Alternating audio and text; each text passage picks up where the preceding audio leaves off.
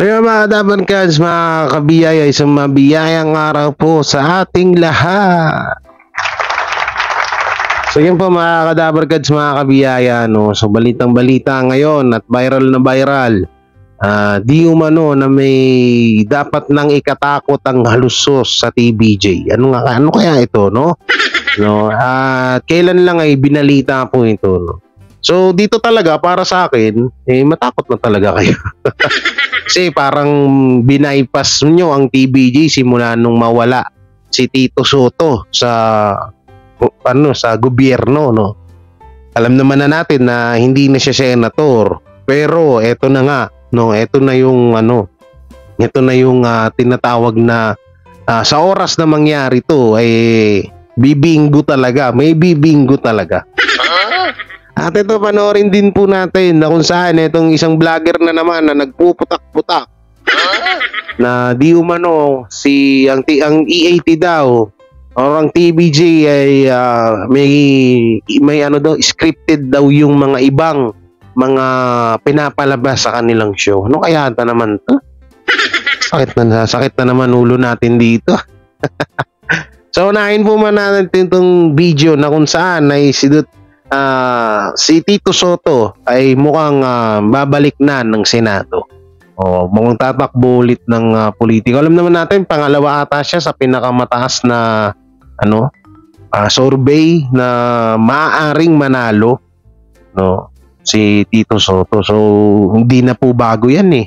Kasi alam naman na natin na tututusin lang, wala namang issue eh. No, walang issue kay Tito Sotto, walang issue sa TVJ. Ngayon lang talaga to yung mapatungkol sa TPINC. Pero yung mga dati pa, wala naman. Yung sa Pepsi, ano lang yun eh. Urban legend lang po yun. Walang kang sapat na katotohanan yun. Ewan ko lang bakit yun pa yung ginamit ni Isko Moreno na pangbanat kay Joey De Leon eh. Samantalang urban legend lang yun, no? So wala na tayong magagawa doon. Siyempre, bago natin ito simulan, huwag niyo pong kalimutan na mag-like, share, comment, and subscribe sa ating YouTube channel at pakipindot na lang din po yung bell button para lagi tayo updated sa ating mga video araw-araw. So ito po, simulan na natin. So ito na yung video mga Dabarkads, no?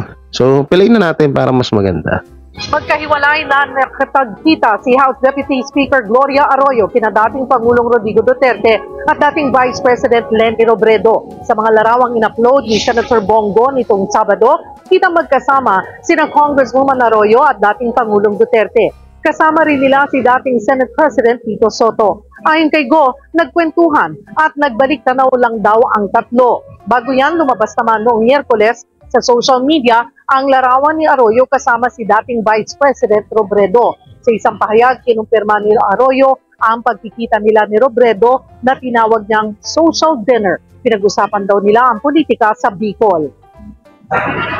Mga kapatid, Cheryl Fosin po, huwag ang kasi dito mga Dabarkads, kaya ko ito nireactionan kasi sa social media nakapost po ito, lalo na sa mga fans ng TPINC, fans ng Showtime, na si Tito Sotto daw or ang TVJ ay todo sip-sip tayo daw sa kay Pangulong Duterte.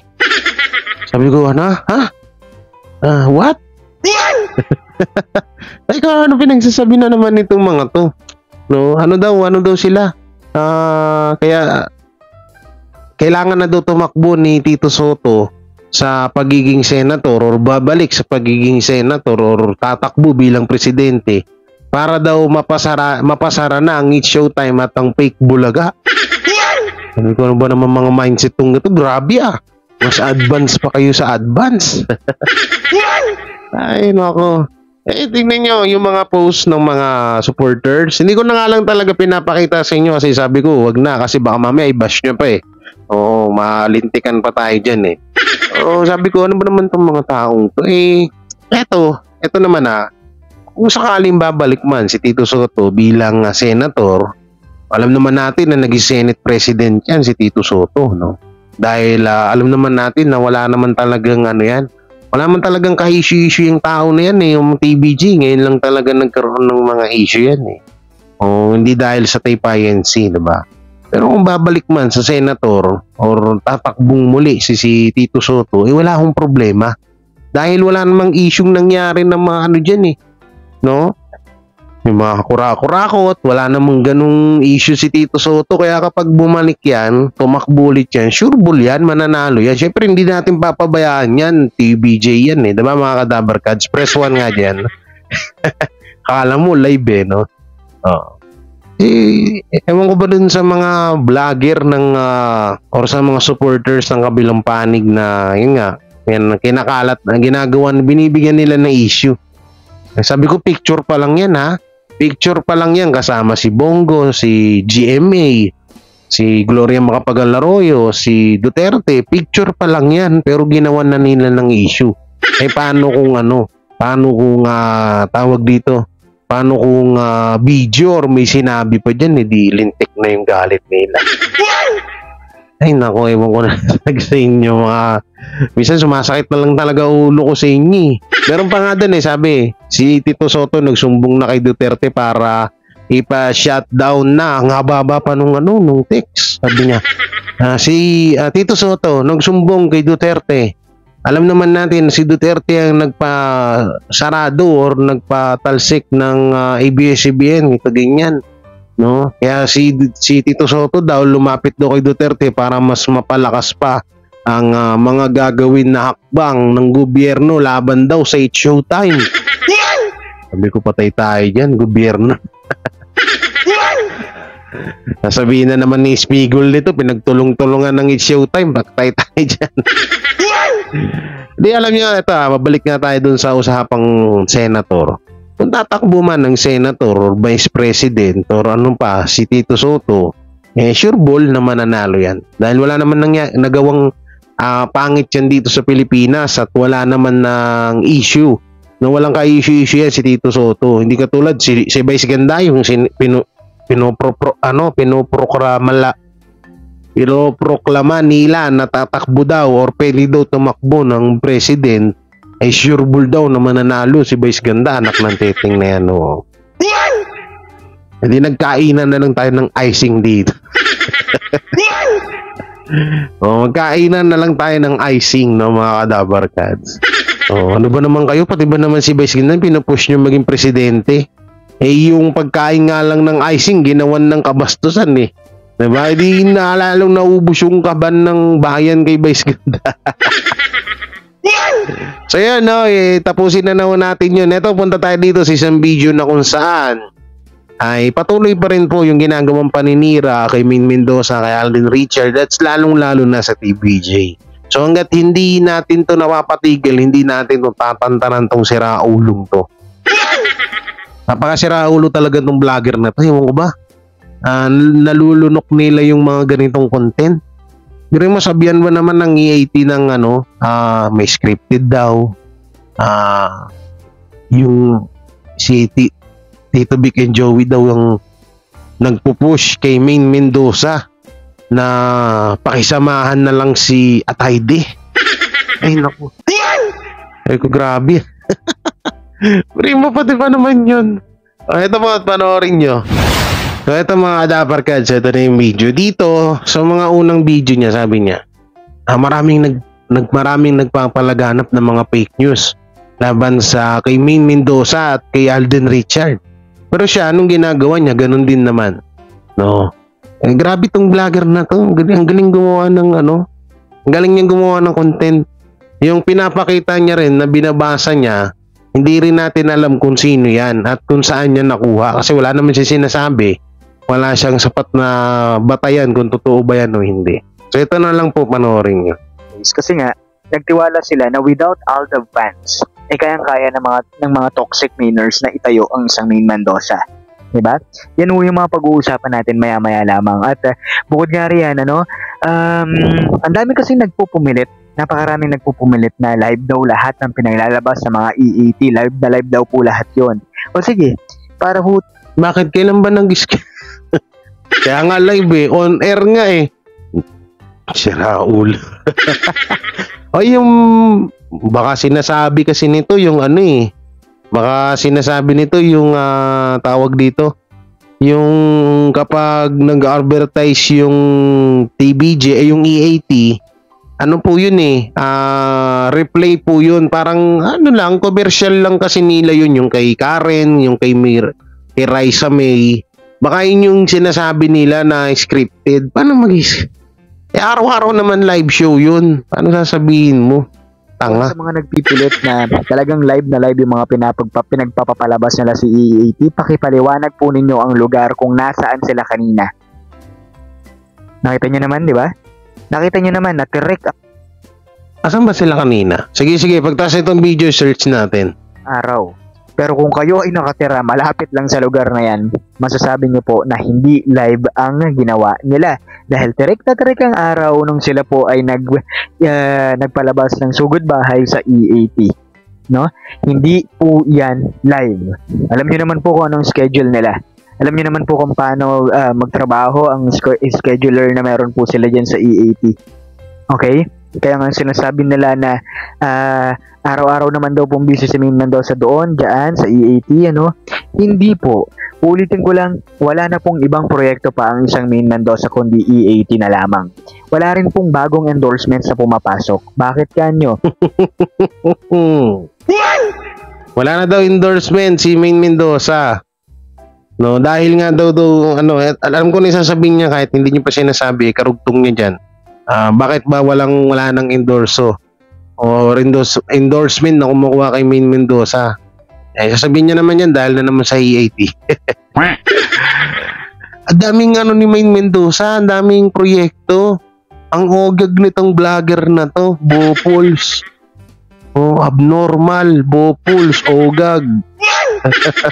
Lahat na ng katangian nasa sayo. Paano sasabihin mong walang proyekto? No? Tsaka hindi ba pwedeng magpahinga? Kung talagang concern ka kay Maine Mendoza, ba't hindi ba pwedeng magpahinga? Maganda nga yun, nakakapagpahinga siya. Malay mo. Baka totoo nga yung issue dyan na buntis na nga. Hindi mas okay yun na nakakapagpahinga siya. Dyan lang siya sa EAT ang kanyang trabaho lang. Ito, tanga-tanga Hindi po yan sa kagagawan ng mga kumag na talagang hindi tumigil po sa sarsuela dito po kay Maine Mendoza. Sarsuela na naman. Okay? Ngayon pag-usapan natin. Ang daming nag-aakala at ang daming nagtatanong na Mr. Pinas, bakit po ganito yung nangyayari? Akala ko po ba masisikat pa si Maine Mendoza dahil sa sarsuelang ito? Which is not true. Ang goal po ng sarsuelang ito ay sirain po si Maine Mendoza at Alden Richards in the first place. Ay, bakit may mga ganito vlogger na nabubuhay sa mundo? Ang sakit niyo sa ulo. Ang sakit niyo naman sa ulo, guys. Hindi, siya lang pala. Sorry. Ang sakit mo naman sa ulo, Mr. Pinas. Ay... Sarsuela. Sinisira daw. TBJ daw. Sinisira daw si Maine Mendoza. Sira daw si Maine Mendoza at Alden Richard. Grabe imagination nitong taong to, no? Parang alam mo yun, yung parang hindi siya tao. Alien din. Kasamaan din nata nila si Migul to. Alien No? Ay, nako. Ewan ko ba?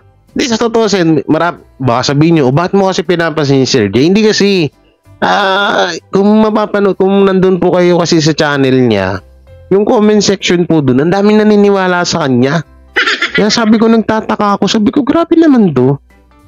Minsan naisip ko din, baka supporters ng Fake Bulaga, supporters na Showtime, para mabulag din yung mga nakakabasa ng comment nila. Pwedeng ganun yung ginagawa pwedeng sila yun, no?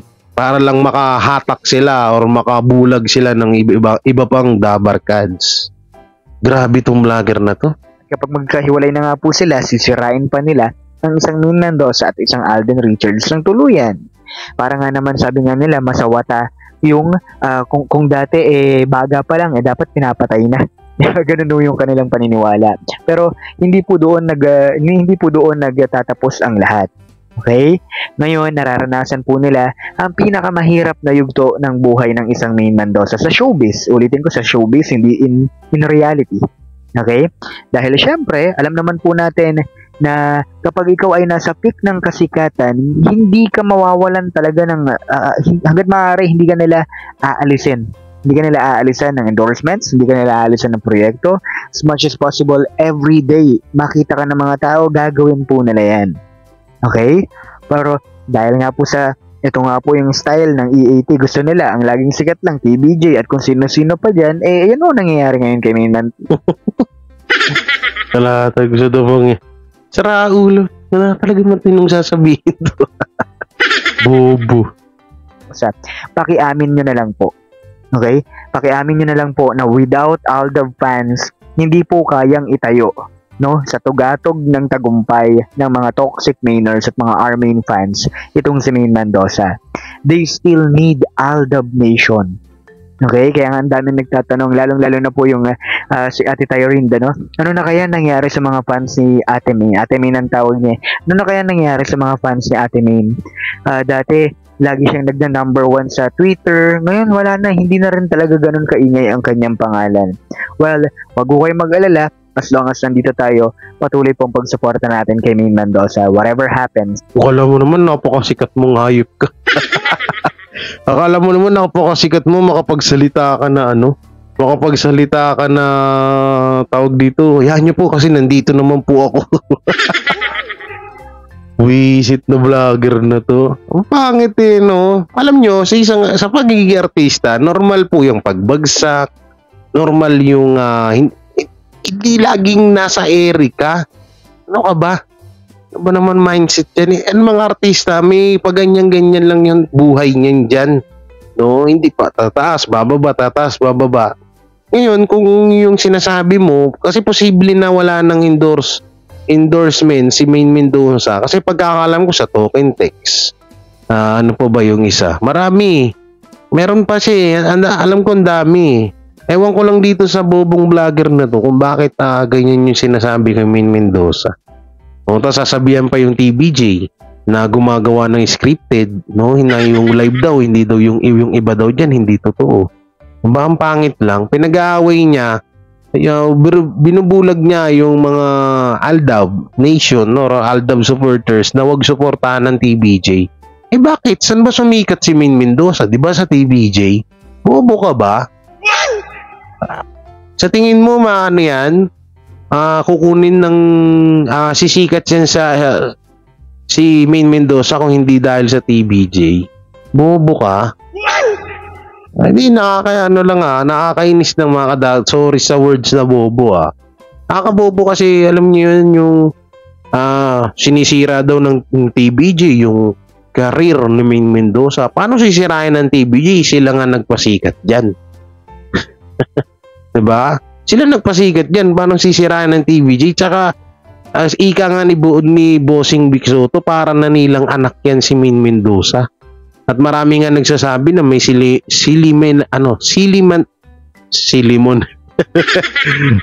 similarity ni Bossing Vic Soto si Main Mendoza, di ba? No, pero sasabihin niyo sisirain. Sisirain. Mahal na mahal ng TBJ yan si Main Mendoza. Kaya nga nung ano ba yun, bridal shower ba yung tawag doon? Yung nag-iyakan sila, doon nyo nalaman lahat ng di ba? Ewan ko lang dito sa mga vlogger na to, ito yung mga vlogger panggap. Kesyo Aldab daw sila. Kesyo ganun. Alam niyo yung nangyari kay Alden at kay Main Mendoza, sinisisi nila sa TBJ. Yung mga bobo, anong magagawa nyo kung hindi nagkatuloy yung dalawa? Una, hindi naman ata ng ligaw si Alden Richard kay Main Mendoza.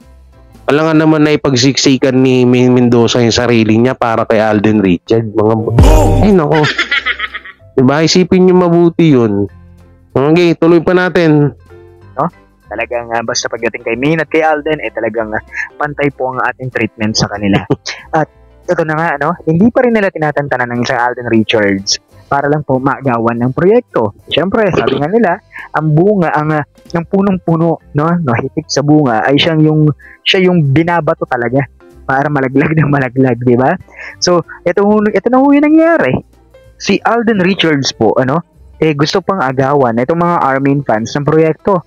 Si Panot daw ang dapat na ilagay sa Dimos at hindi raw ang isang Alden Richards.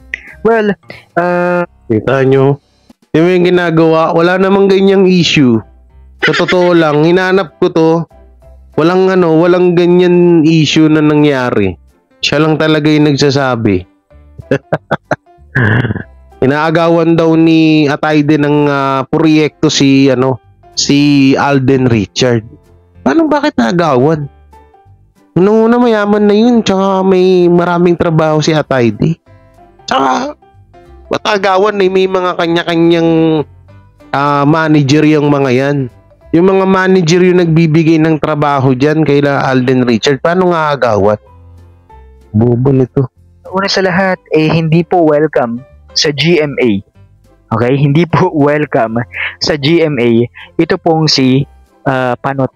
Okay? At ang lead star talaga nila dito ay si Alden Richards. Pasensya na ho, kahit na gusto nyo hong ilagay dyan si Panot, hindi yun mangyayari. Muli ito po ang Pinas Showbiz News ngayon. Ay, hindi daw mangyayari. Grabe, no? Grabe yung mga vlogger na yan, no? May sarili silang mundo, may sarili silang kuwaan ng impormasyon na hindi natin nalalaman. Samantalang ako, update ako dyan araw-araw sa mga nangyayari kay Ming Mendoza, kay Alden, sa TBJ, sa mga legit number cards. Tapos tayo wala tayong kalam-alam. Grabe to. So yun, other kalokohan video na naman po ang natunghayan natin mga kadabar cards. Anong masasabi nyo sa video na mga napanood natin? Mas report. Ayoko ito. Joke. Wag. Bala kayo anong gagawin nyo, pero ayoko. Pangit din kasi yun. Parang ginaya lang natin yung kabilang noon time show na kapag hindi kinakaya, yung pangbabati ko sa kanila ay pinapamas report nila. No? So, syempre, mahirap din yan. Pero eto po pala, baka marami-rami pa po na naiiwan na nakasubscribe sa channel, no, ng Itbulaga, no? Kasi nakita ko, chinek ko, ang nabawas po, bali nasa 150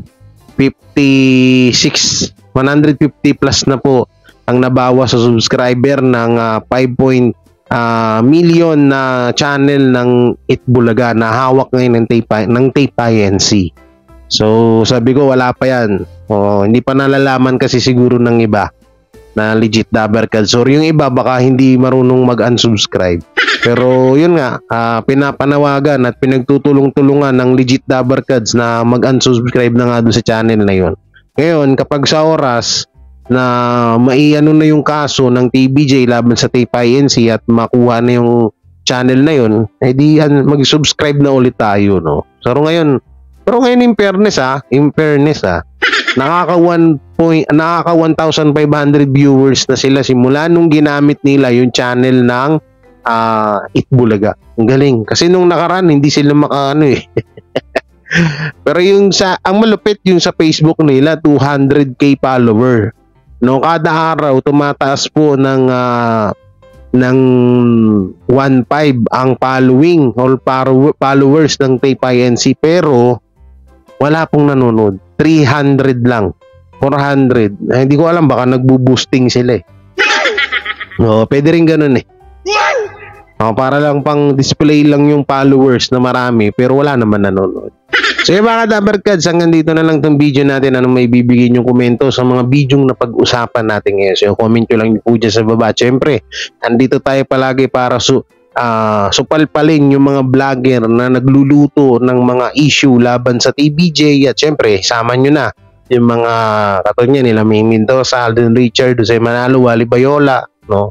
Yung mga lahat ng mga nakakonect sa TBJ pagtatanggol natin. Siyempre dito lang yan sa J. Guevara TV, isang reactor defender ng TBJ. So don't forget to like, share, comment, and subscribe sa aming YouTube channel.